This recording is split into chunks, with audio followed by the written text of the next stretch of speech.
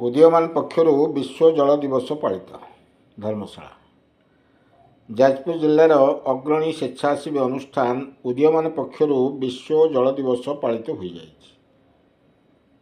अनुष्ठान संपादिका अरुणी नंदन नेतृत्व में आज धानमंडल स्थित उदीयमान कार्यालय ठारे शताधिक महिला और छात्र छात्री मध्य सचेतनता सभा अनुष्ठित होता।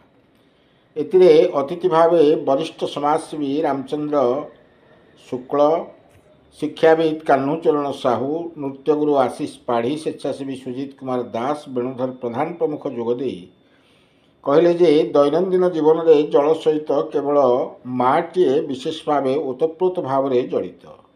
एणु जड़े माँ चाहिए तार परिवार जल संचय करिवार तरीका समस्त को शिखाई पारिबे। नचेत आगामी दिन में यह जल को नहीं विश्वयुद्ध देखादेवार संभावना रही मत पोषण करते। एथिरे उदीयमान कला परिषदर छात्र छात्री समेत उदीयमान महिला संगठन माँ माने जलर उपयोगिता संपर्क में सचेतनता वार्ता प्रदान करथिले। शेषे सामाजिक कर्मी विष्णुप्रिया दास धन्यवाद प्रदान करथिले।